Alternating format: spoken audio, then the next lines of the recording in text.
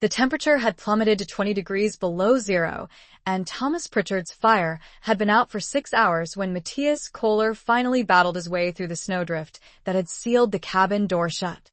Inside, he found his trapping partner frozen against the far wall, still desperately clutching the empty tinderbox he'd been trying to relight before the overwhelming cold had claimed him. Before we continue, let us know where you're joining us from. And if you're drawn to stories like this, be sure to subscribe, as tomorrow's tale promises to be even more extraordinary. Matthias Kohler had been inspecting his trap lines along the eastern ridge when the wind took an unexpected turn. The date was February 12th, 1871, in what we now know as northwestern Wyoming, and the temperature had been steadily falling since the break of dawn. He'd left Thomas Pritchard back at their cabin that morning, instructing him to keep a strong fire burning and the coffee piping hot. The trap lines were a mere 3 miles away, an easy loop that should have taken no more than 4 hours. But the capricious wind had other plans in store. By midday, the cold had grown intense, a serious threat that couldn't be ignored. By 2 in the afternoon, it had escalated to a dangerous situation. Matthias made the tough decision to abandon the last section of his line and head back, pushing hard through snow that was already drifting heavily across his morning tracks, erasing them as he went. The sky had taken on that flat, ominous gray hue that always seemed to foreshadow even worse weather on the horizon. He reached the cabin just before nightfall, having to force his way through a snowdrift that had piled up against the door since the early hours. The utter silence that greeted him inside spoke volumes even before his eyes had a chance to adjust to the darkness. Thomas sat slumped against the far wall, near the cold stone fireplace, his body stiffened and unyielding in the very position he had died in. The fire pit was nothing more than a desolate collection of cold ashes. The cabin interior felt like stepping into a tomb, the air so frigid that Matthias could see his breath forming thick, ghostly clouds.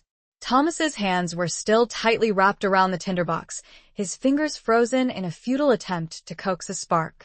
Scattered around him on the floor lay fragments of kindling, a few damp wood chips, and the leather pouch that had once held their precious emergency tinder supply. Matthias stood frozen in the doorway for what felt like an eternity, grappling with the enormity of what had happened. Thomas Pritchard was no fool. He was a seasoned man who had weathered 4 winters in these unforgiving mountains. He possessed the knowledge and experience to maintain a fire. He understood better than most the fatal consequences of allowing it to die. But as Matthias cautiously moved closer, meticulously examining the scene, the tragic story began to unfold. The firewood stack near the hearth was completely empty. Not just low, but utterly and completely empty. The larger wood pile was situated outside, and at some point during the day, the weather had turned so savage that venturing outside had become an absolute impossibility. Thomas had been forced to burn every last piece of fuel within reach, every small stick of kindling, every spare piece of split wood they had stored inside the cabin. He had likely tried to stretch the fire as long as humanly possible, carefully rationing the wood, desperately hoping that the weather would ease up enough for him to make a quick dash outside for more. But the weather had shown no mercy, and when the last precious piece of wood had finally burned down to ash, Thomas had made a final, desperate attempt to rekindle the fire using the emergency tinder and the few damp scraps he could scavenge. The tinderbox bore the clear marks of repeated, frantic strikes. He had tried again and again, battling against the bitter cold, the damp materials, and the failing light. He had ultimately failed.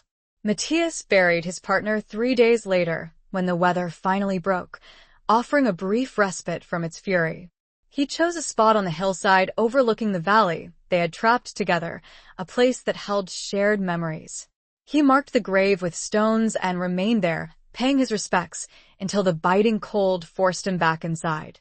That night, alone in the cabin with a blazing fire that he fed relentlessly, Matthias began to contemplate a problem that would consume him for the next year. Fires go out, and when they do, in cold as unforgiving as this, there is no second chance. Matthias continued trapping throughout the remainder of that winter, but his heart was no longer fully committed to the work. The beaver ponds and trap lines that had once commanded his complete and undivided attention now felt like mere distractions from a much larger question that occupied his mind during every waking moment. How do you build a fire that cannot die? He started visiting other trappers' camps whenever his route took him near their cabins. He would concoct some excuse to justify his visit, a borrowed tool to return, or perhaps information about game movements to share. But his true purpose remained constant. He studied their fireplaces. He meticulously examined how they constructed their hearths, where they positioned their chimneys, and how they stored their precious wood. He asked questions that likely seemed odd and out of place to men who had never experienced the profound loss of a partner to the unrelenting cold.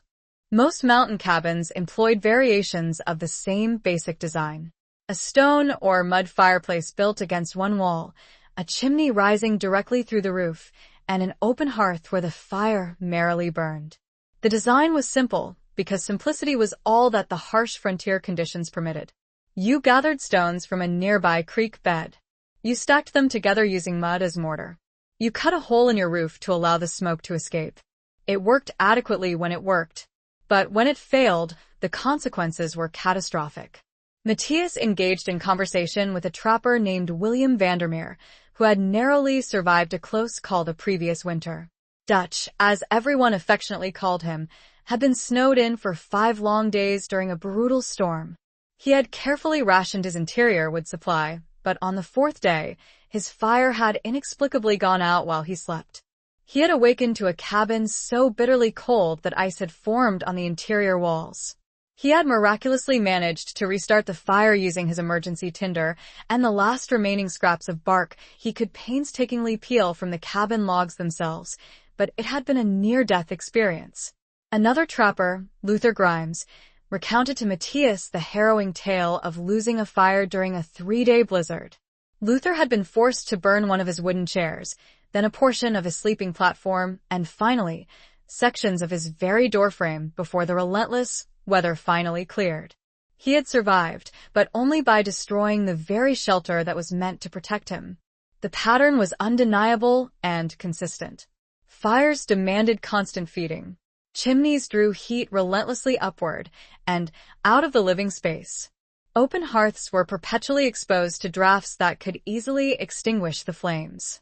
Interior wood supplies were invariably limited, and blizzards could trap a man inside for days, completely cut off from any means of replenishing his dwindling fuel supply.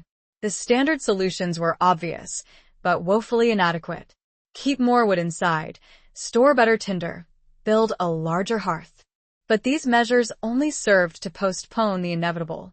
A fire burning in open air, greedily consuming oxygen and relentlessly exhausting heat through a chimney, consumed fuel at an alarming rate and required constant, unwavering attention. When either fuel or attention faltered, the fire would inevitably die. Matthias became increasingly fixated on a different, more radical question. What if the fire itself could be fundamentally redesigned? Not the fuel, not the storage, but the very structure of combustion itself. What if it were possible to build a fire that burned at a slower rate, retained heat for a longer duration, and could survive periods of neglect that would certainly extinguish a normal fire? Most trappers dismissed such thinking as sheer folly. Fire was fire. It behaved according to the immutable laws of nature, laws that no construction could ever hope to alter. But Matthias found himself constantly haunted by the memory of Thomas. The cold ash, the desperate scattering of kindling, the frozen hands still clutching the tinderbox. There had to be a better way. By spring, Matthias had made the firm decision to take his furs to St. Louis. But this year, he resolved not to spend his time indulging in the saloons. He would dedicate himself to studying buildings. He would seek out men who possessed a deep understanding of construction and heat. He would learn everything he could about how structures contained and retained warmth. Then, he would return to the mountains and build something that had never been built before, a fire that could not die. Matthias arrived in St. Louis in early June of 1871 with $270 earned from his first sales and a brand new notebook that he had purchased specifically for meticulously recording his observations. While other trappers squandered their time in town drinking and gambling, Matthias devoted his days to walking through the city, studying buildings with the intense focus of a man whose very life depended on what he learned. He began in the German district, where bakeries operated around the clock. He watched the bakers expertly slide loaves of bread into massive brick ovens, then carefully seal the heavy iron doors. Hours later, long after the fires inside had been reduced to mere ashes, the ovens still radiated enough heat to bake bread to perfection. The bakers explained that the brick absorbed the heat during firing, then slowly released it over time. The thicker the brick walls, the longer the heat would last. Some ovens remained warm enough to work with for a full 12 hours after the last flame had died. Matthias meticulously filled pages with sketches, noting brick thickness, door seal designs, and the intricate ways in which heat moved through mass rather than air. He began to grasp that fire and heat were, in fact, separate entities. Fire was combustion, a process that could be extinguished. Heat was energy, which could be captured and stored within materials dense enough to hold it. He discovered a blacksmith's forge near the riverfront and spent 3 days intently observing the smith at work. The forge utilized a stone hearth surrounded by fire brick.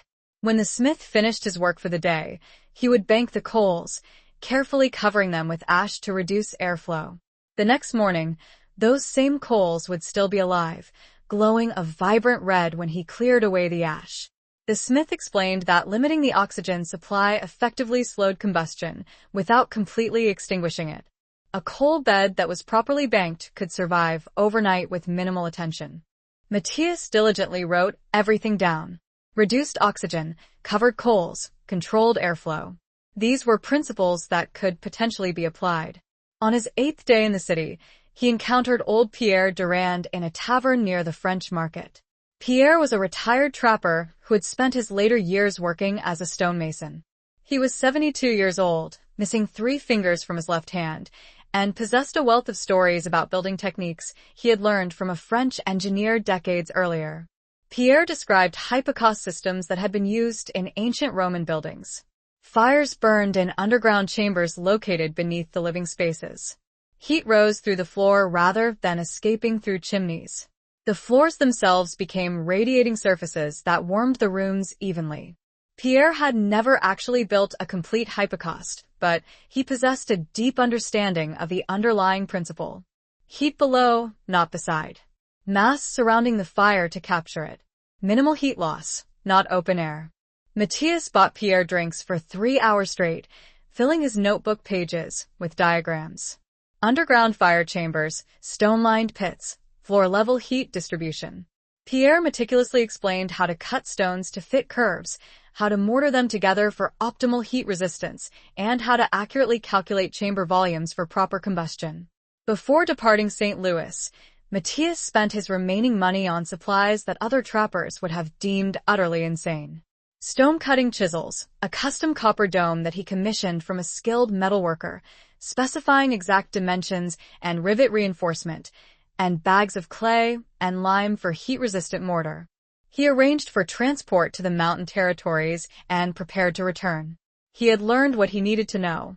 Now, he had to put it into practice and build it. Matthias arrived back in the mountains in late July of 1871 with a packed train that raised eyebrows at every trading post along the way. Most trappers typically hauled powder, lead, coffee, and salt. Matthias was hauling stone-cutting tools, a custom copper dome that weighed 40 pounds, bags of clay and lime, and specialized chisels wrapped securely in oiled canvas. When Luther Grimes witnessed him unloading his unusual cargo at the final outpost, he burst out laughing. "You hauled rocks and a cookpot lid all the way from St. Louis? Kohler, grief has clearly made you completely useless." Matthias remained silent. He paid for the transport of his supplies to a staging area located near his old trap lines, then spent 2 days meticulously moving everything to a new location he had carefully selected 3 miles from the site where Thomas had tragically died. He would not rebuild on that ill-fated ground. Some places simply carried too much heavy weight. The new location was situated on high ground, offering clear sight lines in 3 directions, and a creek flowed 200 yards down the slope.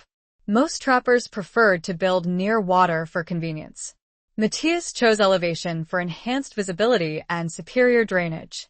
If snowmelt caused flooding, his cabin would remain above it. If inclement weather approached, he would see it coming from afar. He spent the next 2 weeks engaged in an activity that would have seemed utterly pointless to any casual observer. He sat down on a flat rock with his notebook and meticulously sketched plans.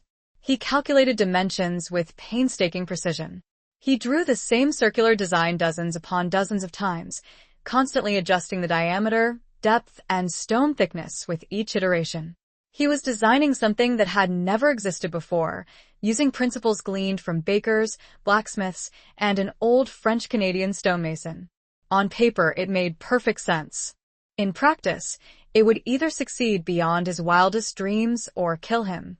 The design centered around a circular pit 3 feet deep and 4 feet across at the bottom, tapering to 3 feet at floor level, completely lined with stone, creating an underground combustion chamber surrounded by thermal mass. Above the floor, a visible ring of curved stone would form the fire chamber. At floor level, thick, squared blocks would create a protective rim between the wood and the fire, and covering everything would be the copper dome that would restrict airflow and transform an open fire into a controlled, smoldering heat source. Luther paid him another visit in mid-August, found Matthias still sketching, and could no longer contain himself. "You planning to dig for gold? Build a well? Because that ain't no fireplace you're drawing." "It's a fire pit," Matthias explained patiently. "Goes under the floor." Luther stared at him incredulously. "Under your floor? Your wooden floor? You're going to burn a fire inside your cabin floor? The stone will protect the wood? Stone cracks in heat. Wood burns. You're describing a coffin that lights itself." Luther shook his head in disbelief. "Grief mad. I told Dutch you'd gone grief mad." After Luther's departure, Matthias continued his planning. He fully understood how it sounded. A fire burning beneath a wooden floor violated every fundamental principle of safe construction. But he had personally witnessed brick ovens holding heat for half a day. He had observed coal beds surviving overnight beneath ash. He understood that a controlled fire within an enclosed stone structure was vastly different from an open flame on a hearth. He would prove it by building it, starting tomorrow. Matthias began the excavation on August 15, 1871. He selected the spot that would eventually become the very center of his cabin, marked a circle 3 feet in diameter on the ground, and started digging. The work proceeded slowly. The soil was densely packed with rocks and the tenacious roots of trees that had stood there for decades. He dug carefully, maintaining the walls of the pit as vertically as possible, widening the bottom to 4 feet across while preserving the narrower opening at ground level. 3 grueling days of digging brought him to a depth of 3 feet. He cleared the bottom, ensuring it was perfectly flat, and began the next crucial phase, stone selection. He spent an entire week meticulously walking the creek beds and hillsides within a mile of his site, carefully examining every single rock for its size, shape, and material composition. He rejected porous sandstone that would inevitably crumble under intense heat. He discarded river stones that exhibited any cracks or fissures. He selected dense granite and limestone, pieces that ranged from the size of his fist to the size of his head, searching for stones that could be readily shaped and fitted together. He hauled the chosen rocks back to his site in a canvas sling, making dozens of trips until he had gathered more stone than he initially thought he would need. Then, he embarked on the painstaking task of building the underground chamber. He started at the very bottom of the pit, laying the largest and flattest stones as a solid foundation.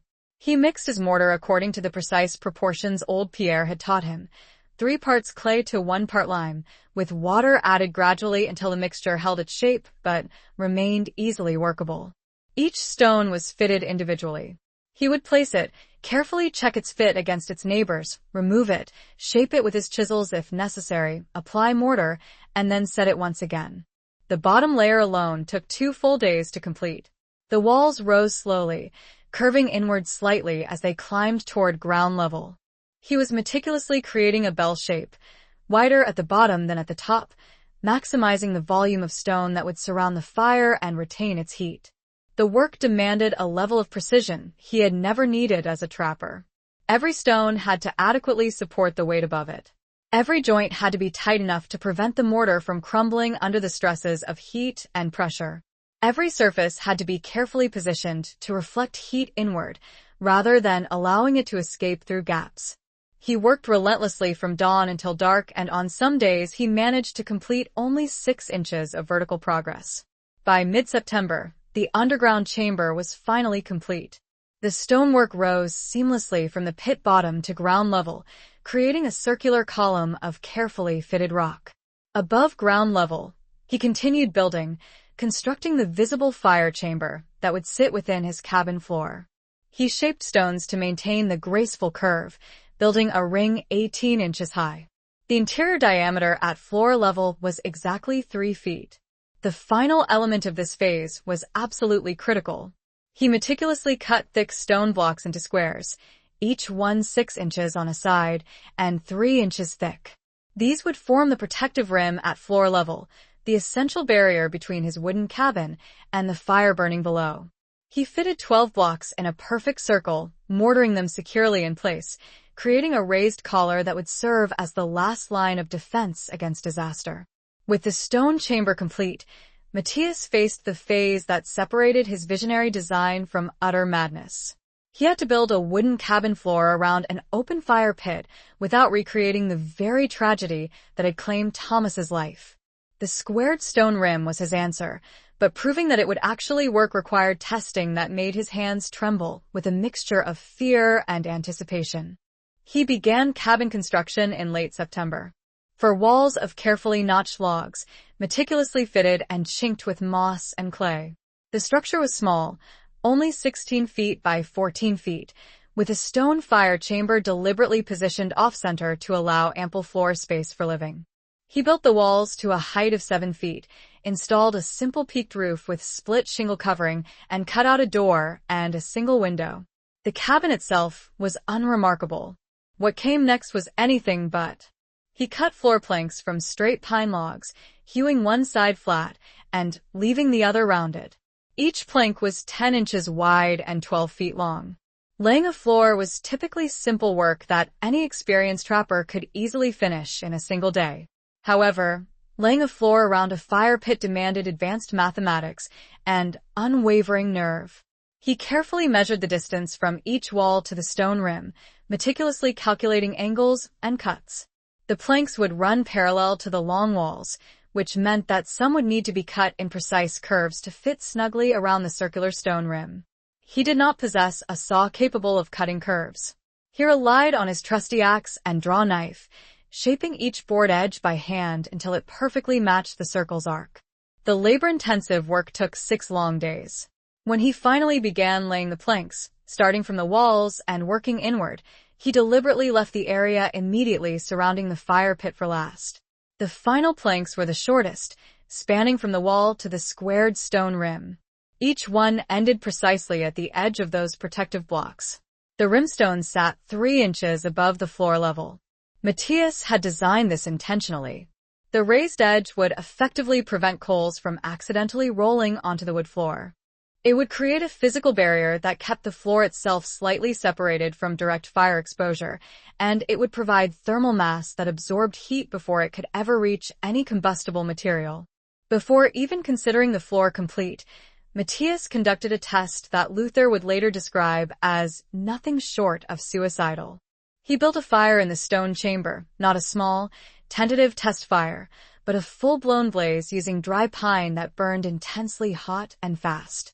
He allowed it to rage for 2 solid hours, feeding it constantly, generating more heat than any normal fire would ever produce.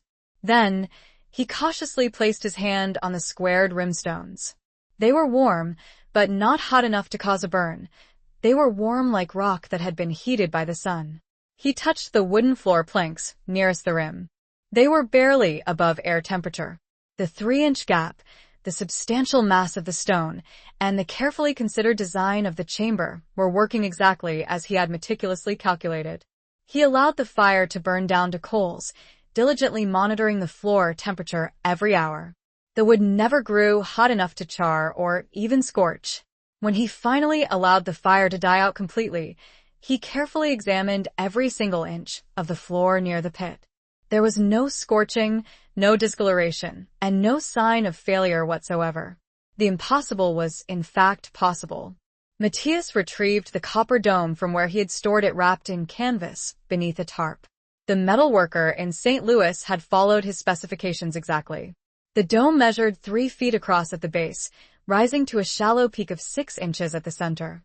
Its surface was covered in rows of round rivets, providing the reinforcement necessary to prevent warping under repeated cycles of heating and cooling. A sturdy U-shaped handle rose from the top, and 2 iron loops were mounted on opposite sides near the base for emergency handling if the dome ever became too hot to lift by the center grip. He had paid $17 for this single piece, nearly a tenth of his entire first sale proceeds. Luther had sarcastically called it the most expensive pot lid in the entire Rocky Mountains, but Matthias understood that it was, in reality, the key to everything. Without the dome, he simply had an unusual fireplace. With it, he possessed a system that could control combustion itself. On October 3, 1871, he built his first fire in the completed pit. He started small, using kindling and dry pine shavings, allowing the fire to gradually establish itself in the center of the stone chamber. As the flames grew stronger, he added larger pieces, eventually building up to split logs he had prepared specifically for this purpose. He allowed the fire to burn openly for an hour, carefully observing how it behaved within the circular stone enclosure. Heat radiated evenly. Smoke rose straight up. The stones grew warm to the touch. Then, he carefully lifted the copper dome and placed it over the opening. It seated perfectly on the squared rimstones, the dome's edge overlapping the blocks by 2 inches on all sides. He had deliberately designed it not to seal completely. A small gap remained around the entire circumference, perhaps 1/4 of an inch, just enough to allow for minimal airflow. The effect was immediate. The flames, now visible through the gap, visibly diminished. The fire's roar quieted to a mere whisper. Matthias watched through the narrow space as the combustion process transformed. Flames shrank back toward the coal bed. The wood continued to burn, but slowly, starved of the oxygen that had previously fed the open fire. Within 10 minutes, the fire had reduced to glowing coals that pulsed gently with each breath of air that found its way under the dome's edge. He left it sealed. 1 hour passed, then 2 hours, then 3. He briefly lifted the dome at the 3-hour mark and peered inside. The coals were still alive, glowing a vibrant red-orange in the dimness. He added a single piece of split wood. The coals ignited it immediately. Flames rose once again. He replaced the dome and watched as the fire settled back into its controlled smolder. That night, he sealed the fire pit completely before going to sleep. He had built a coal bed 6 inches deep, carefully placed the dome on top, and then retreated to his sleeping platform with more anxiety than he had felt in years. If he had miscalculated the oxygen flow, the fire would surely die. If he had been wrong about the wood floor, he would either awaken to raging flames or, more likely, not wake up at all. He awoke to a warm cabin and smoke gently curling from beneath the dome's edge. The fire had survived the night. Matthias spent the entire winter of 1871 through 1872 living alone in his cabin, rigorously testing his fire pit system under conditions that would inevitably reveal any fatal flaw. November brought the first serious cold snap, with temperatures dropping below zero for days on end. December brought heavy snow that buried the entire landscape under 3 feet of white. January brought fierce winds that screamed down from the peaks, causing every cabin wall to shudder. Through it all, the fire never died. He learned the system's subtle rhythms through careful observation. Through meticulous observation and constant journaling, he discovered some crucial facts. A coal bed 4 inches deep could maintain a sealed burn for approximately 18 hours. Increasing the depth to 6 inches extended the burn time to a full day. By carefully layering hardwood coals 8 inches deep within the stone chamber, he could achieve a fire that lasted 36 hours with the dome sealed, requiring absolutely no attention. He also made a significant discovery about the importance of wood positioning. Laying split logs horizontally across the coals resulted in faster, less efficient burning. However, When he stood the logs vertically, leaning them against the curved stone wall, they burned from the top down. This method gradually fed the coal bed as the upper sections turned to embers and collapsed. This vertical stacking technique, in combination with the limited oxygen within the dome, created a combustion process that was remarkably consistent.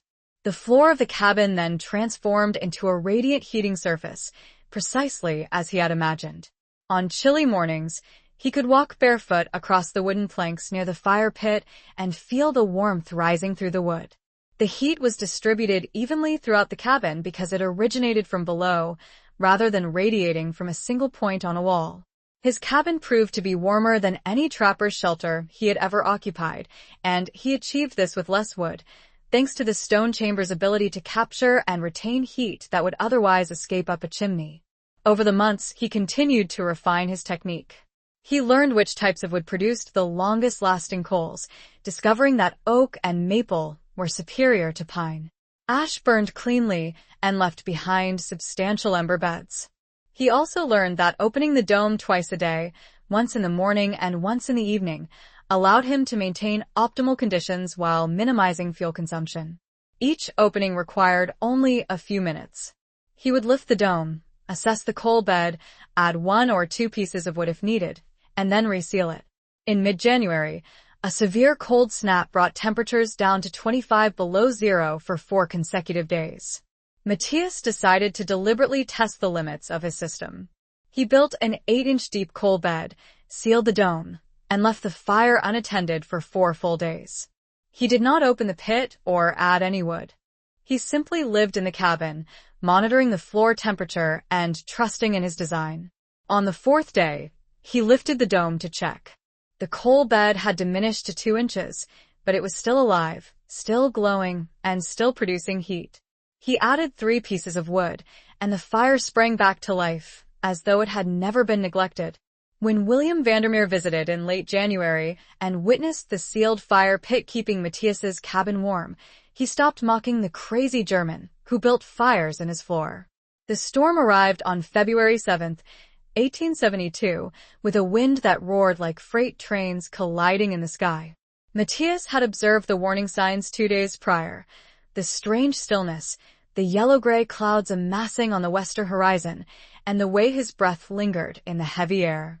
He had prepared by splitting extra wood, stacking it inside along the cabin walls, and building his coal bed to maximum depth. By the time the first snowflakes began to fall, he had 8 inches of glowing coals in the stone chamber, and the copper dome was sealed tight. The blizzard struck with such ferocity that it completely erased the landscape. Snow fell so densely that Matthias could not even see the tree line 50 yards from his cabin.